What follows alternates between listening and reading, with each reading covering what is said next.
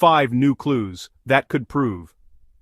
Noah's Ark exists. Intro: for centuries, the search for Noah's Ark has been a story of faith, mystery, and honestly, a whole lot of ambition. But what if the search is finally over? For decades, a peculiar boat-shaped mound in the mountains of Turkey has been the center of a fiery debate. Skeptics have written it off as a geological oddity, just a freak of nature. But now, a team of scientists, armed with some seriously cutting-edge tech, has returned to this mysterious site. They've just uncovered 5 new clues, evidence of a massive buried structure they believe is man-made and matches the biblical description of the Ark.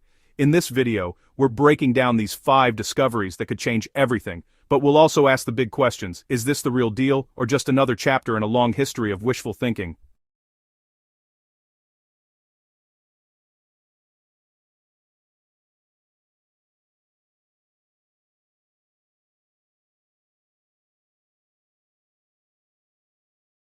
Hook. The story kicks off back in 1959, when a Turkish army captain named İlhan Durupınar noticed a strange formation on an aerial photograph of eastern Turkey. It was huge, perfectly boat-shaped, and located just 18 miles south of Mount Ararat, the very region where the Bible says Noah's Ark came to rest. Initial excitement eventually fizzled out, and for decades, the Durupınar site was largely dismissed by mainstream scientists as a natural rock formation. But a dedicated group of researchers with the Noah's Ark Scans project never gave up. Armed with new technology, they believe they've found compelling evidence that this is no trick of geology.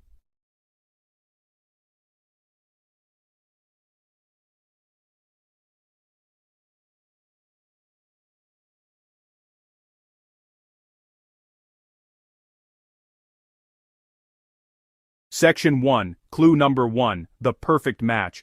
The first clue is the most obvious, but it's still one of the most compelling: the sheer size of the formation. The Durupınar site measures about 538 feet in length. Why does that number matter? Because depending on the conversion, it aligns with stunning precision to the description of Noah's Ark in the book of Genesis. The Bible describes the Ark as 300 cubits long, which, if you use the Royal Egyptian cubit, translates to about 515 feet. For believers, this is no coincidence. Researcher Andrew Jones, who leads the project, argues the shape and length are a perfect match. However, it's this exact claim that makes most geologists skeptical. The overwhelming scientific consensus is that the feature is a syncline, a type of downward folding rock that through erosion can create shapes that look artificial. A 1996 scientific paper concluded it was a common geologic structure, and nothing more. So, is it a miraculous match or a remarkable coincidence? That's where the clues beneath the surface get a lot more interesting.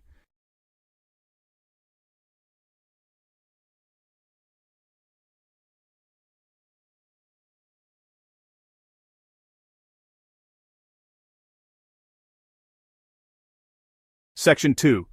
Clue number 2. The view beneath the surface.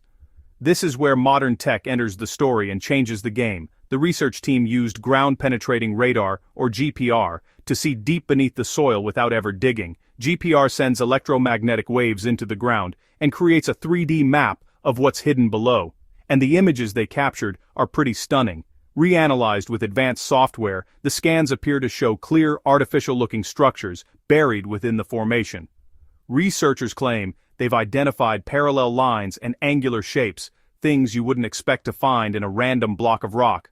They've interpreted these signals as a massive internal structure with features that look like rooms, a central corridor, and even 3 distinct layers that could match the 3 decks mentioned in the Bible. Jones has said, "This is not what you would expect to see if this site is just a solid block of rock." But this is where the broader scientific community urges extreme caution. Geologists and archaeologists argue that GPR interpretations can be subjective. What one person sees as a man-made corridor, another might see as natural rock joints. They stress that these findings haven't been published in peer-reviewed scientific journals, which means they haven't been independently verified by outside experts. The skeptics' position is firm. Until someone drills down and pulls up an actual man-made beam, these are just intriguing images.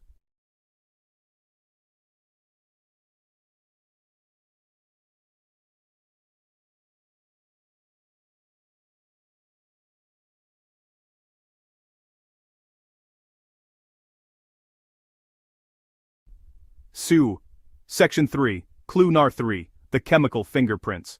If a giant wooden ship rotted underground for thousands of years, it would leave behind more than just a shape. It would change the soil chemistry. And that brings us to clue number 3. The Noah's Ark scans team, working with Turkish geologists, collected soil samples from inside and outside the boat-shaped formation to compare them. The results were significant. According to their findings, the soil inside the formation contains much higher levels of organic matter and potassium than the surrounding area. These are chemical signatures consistent with the decay of a huge amount of wood and other organic materials. The researchers believe this is the chemical ghost of a buried wooden structure imprinted in the earth. But just like the GPR scans, these findings are open to interpretation.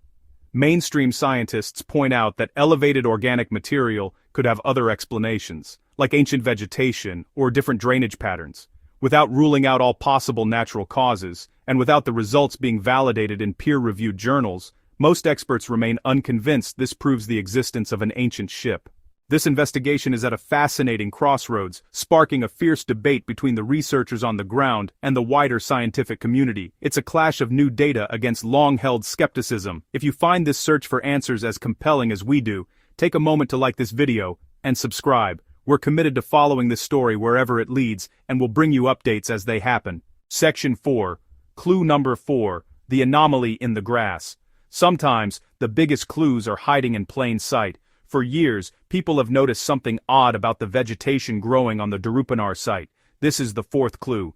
The grass growing inside the boat-shaped formation is a different color, and seems to have a different vitality than the grass just a few feet away. Especially in the autumn, the grass inside turns a lighter yellow color, suggesting it's growing on something different than the surrounding hillside.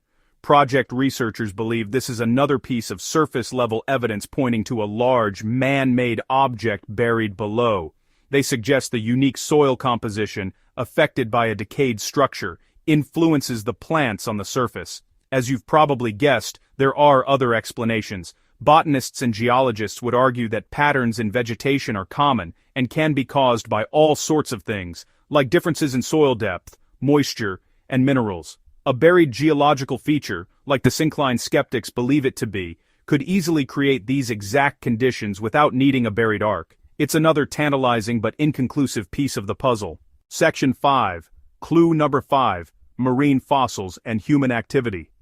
The 5th and final clue goes beyond the formation's shape and into the very soil, hinting at a watery past. Researchers analyzing soil samples have reported finding traces of marine materials and sea creatures.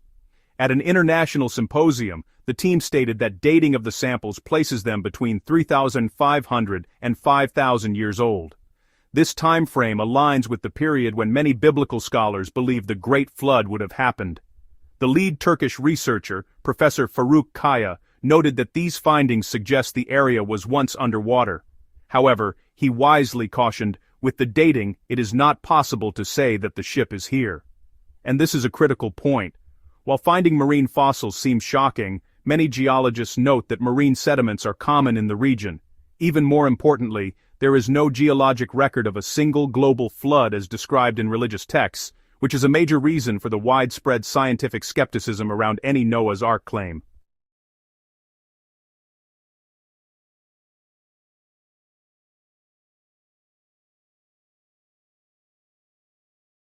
So, where does that leave us?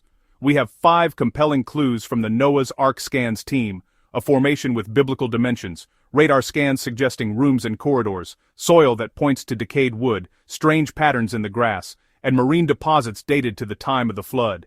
Taken together, the researchers on site believe it's powerful evidence. However, for every clue, the broader scientific community has a plausible natural explanation and raises a crucial point: the lack of peer-reviewed data, and, most importantly, the absence of any verified physical artifacts.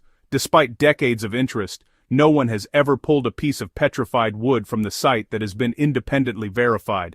The investigation is far from over. The research team plans to conduct more tests and eventually do core drilling to pull up physical samples. Will they finally uncover the definitive proof they've been searching for? Or will the results confirm the Durupınar formation is simply a magnificent trick of nature? The final answer remains buried, for now, in the mountains of Turkey. Make sure you're subscribed so you don't miss what happens next. What do you think? Let us know in the comments below.